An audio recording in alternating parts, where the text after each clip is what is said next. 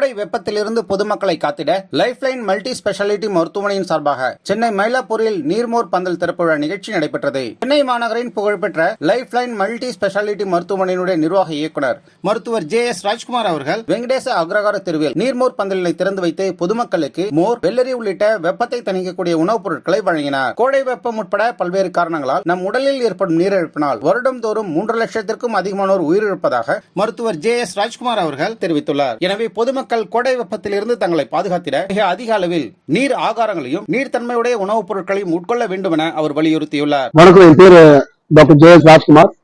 இந்த நீர்மோர் பந்தல் திறப்பு விழா, தண்ணீர் பந்தல் திறப்பு விழா இந்த கோடை காலத்துல மக்களுக்கு ரொம்ப ரொம்ப இந்த வெப்பத்தினால நீர் இழப்பு ஒரு வாட்டர் லாஸ் நடக்கும்.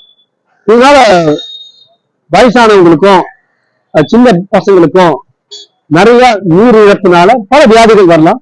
ஒரு மருத்துவ முறையில பாத்தீங்கன்னா வெறும் நீர் இழப்பினால இந்தியாவில 200,000 to 300,000 பேர் ஒவ்வொரு வருடமும் இறந்து போறாங்க. வெறும் டயரியா, டீஹைட்ரேஷன், வாமிட்டிங் போன்ற விஷயங்களால இதை தடுக்கிறதுக்காக இது மாதிரி ஒரு நீர் பந்தல்ல இந்த வெப்பத்தினால நீர் கம்மியாகும் போது ஒவ்வொருத்தரும் கொஞ்சம் இன்னைக்கு மோர், இன்னொரு நாள் தண்ணீர், அது மாதிரி குளிர்ந்து தண்ணீர் எடுத்து போலாம். அதோட கொஞ்சம் நியூட்ரிஷன் இருக்கும், உடம்புக்கு கொஞ்சம் கூலிங் பண்றதுக்கும் இந்த வெள்ளரிக்காவும் கொடுக்கிறோம்.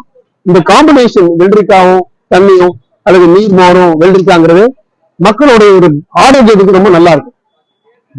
ஒரு வாய்ப்பு இருந்தா நான் உலகத்துக்கு எல்லாத்துக்கும் கொடுத்துருவோம், இந்த சென்னையை கொடுத்துருவோம். எங்களால பண்ண கொடுக்குறது அங்கங்க 4-5 தெரியுதா. நாங்க இன்னைக்கு ஒரு தொடக்கத்துக்காக இன்னைக்கு மயிலாப்பூர்ல பண்ணிருக்கோம்.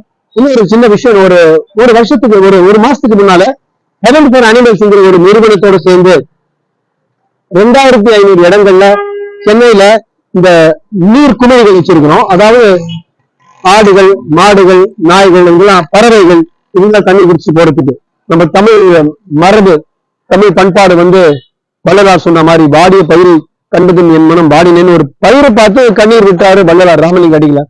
நம்ம பயிரை பார்த்து கண்ணீர் விடலன்னா கூட அட்லீஸ்ட் மனிதர்களுக்கும் மற்ற ஜீவராசிகளுக்கும் கொஞ்சம் தண்ணீர் கொடுக்கலாம் தான் இந்த ஒரு முயற்சி.